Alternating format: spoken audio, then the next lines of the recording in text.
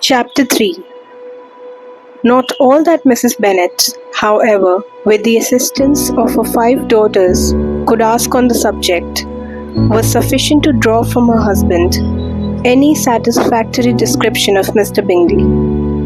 They attacked him in various ways, with barefaced questions, ingenious suppositions, and distant surmises, but he eluded the skill of them all, and they were at last obliged to accept the second-hand intelligence of their neighbour, Lady Lucas. Her report was highly favourable. Sir William had been delighted with him. He was quite young, wonderfully handsome, extremely agreeable, and, to crown the whole, he meant to be at the next assembly with a large party. Nothing could be more delightful. To be fond of dancing was a certain step towards falling in love, and very lively hopes of Mr. Bingley's heart were entertained. "If I can but see one of my daughters happily settled at Netherfield," said Mrs. Bennet to her husband, "and all the others equally well married, I shall have nothing to wish for." In a few days, Mr. Bingley returned Mr. Bennet's visit, and sat about 10 minutes with him in his library. He had entertained hopes of being admitted to a sight of the young ladies, of whose beauty he had heard much, but he saw only the father. The ladies were somewhat more fortunate, for they had the advantage of ascertaining from an upper window that he wore a blue coat and rode a black horse. An invitation to dinner was soon afterwards dispatched, and already had Mrs. Bennet planned the courses that were to do credit to her housekeeping, when an answer arrived which deferred it all. Mr. Bingley was obliged to be in town for the following day, and consequently unable to accept the honour of their invitation, etc. Mrs. Bennet was quite disconcerted. She could not imagine what business he could have in town so soon after his arrival in Hertfordshire, and she began to fear that he might be always flying about from one place to another, and never settled at Netherfield as he ought to be.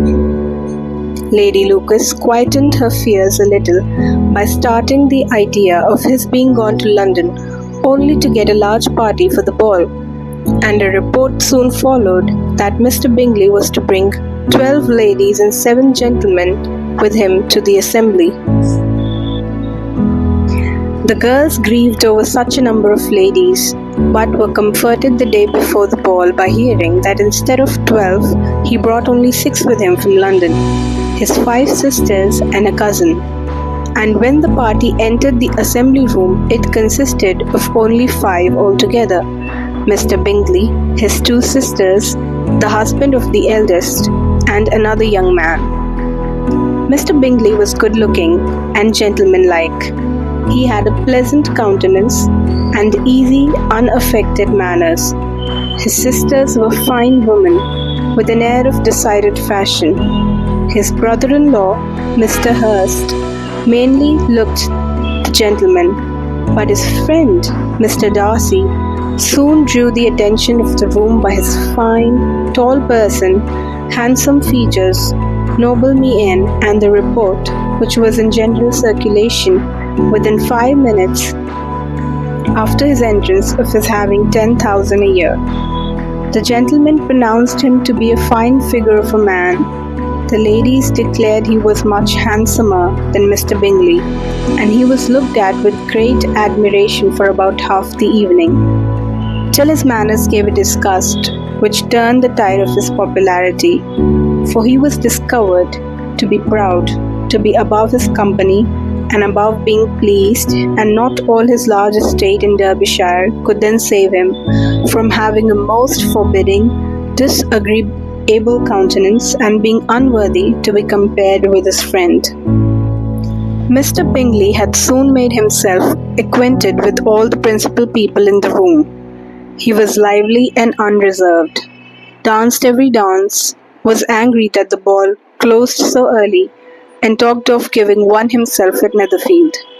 Such amiable qualities must speak for themselves. What a contrast between him and his friend! Mr. Darcy danced only once with Mrs. Hurst and once with Miss Bingley, declined being introduced to any other lady, and spent the rest of the evening in walking about the room, speaking occasionally to one of his own party. His character was decided. He was the proudest, most disagreeable man in the world, and everybody hoped that he would never come there again. Amongst the most violent against him was Mrs. Bennet, whose dislike of his general behavior was sharpened into particular resentment by his having slighted one of her daughters. Elizabeth Bennet had been obliged, by the scarcity of gentlemen, to sit down for 2 dances, and during part of that time, Mr. Darcy had been standing near enough for her to hear a conversation between him and Mr. Bingley, who came from the dance for a few minutes to press his friend to join it. "Come, Darcy," said he. "I must have you dance. I hate to see you standing about by yourself in the stupid manner. You had much better dance."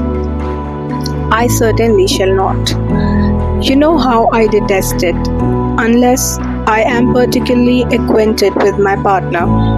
At such an assembly as this, it would be insupportable. Your sisters are engaged, and there is not another woman in the room whom it would not be a punishment to me to stand up with." "I would not be so fastidious as you are," cried Mr. Bingley. "For a kingdom, upon my honour, I never met with so many pleasant girls in my life as I have this evening, and there are several of them you see uncommonly pretty." "You are dancing with the only handsome girl in the room," said Mr. Darcy, looking at the eldest, Miss Bennet. "Oh, she is the most beautiful creature I ever beheld, but there is one of her sisters sitting down just behind you, who is very pretty, and I dare say very agreeable. Do let me ask my partner to introduce you." "Which do you mean?" And turning round, he looked for a moment at Elizabeth, till catching her eye, he withdrew his own and coldly said, "She is tolerable, but not handsome enough to tempt me. I am in no humour at present to give consequence to young ladies who are slighted by other men. You had better return to your partner and enjoy her smiles, for you are wasting your time with me." Mr. Bingley followed his advice. Mr. Darcy walked off, and Elizabeth remained with no very cordial feelings toward him. She told the story, however, with great spirit among her friends, for she had a lively, playful disposition which delighted in anything ridiculous.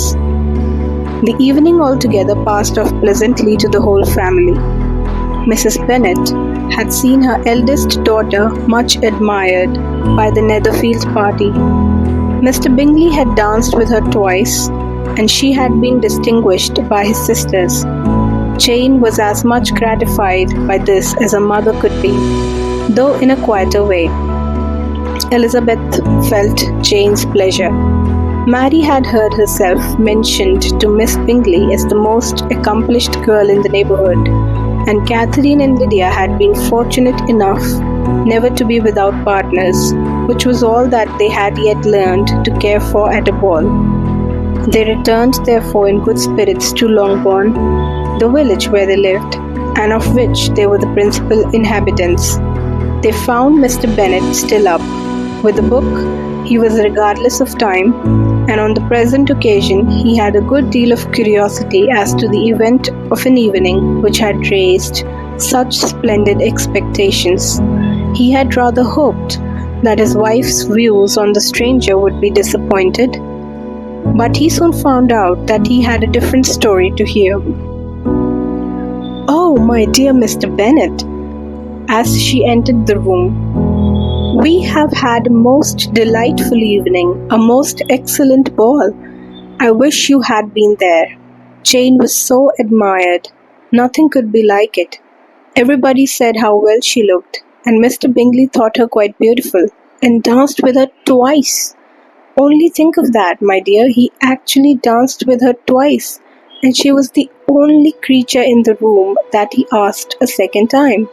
First of all, he asked Miss Lucas. I was so vexed to see him stand up with her. But however, he did not admire her at all. Indeed, nobody can, and he seemed quite struck with Jane as she was going down the dance. So he inquired who she was, and got introduced, and asked her for the two next. Then the 2/3 he danced with Miss King, and the 2/4 with Maria Lucas, and the 2/5 with Jane again, and the 2/6 with Lizzie, and the Boulanger. If he had had any compassion for me, cried her husband impatiently, he would not have danced half so much. For God's sake, say no more of his partners, or that he had sprained his ankle in the first dance. Oh, my dear, I am quite delighted with him. He is so excessively handsome, and his sisters are charming women.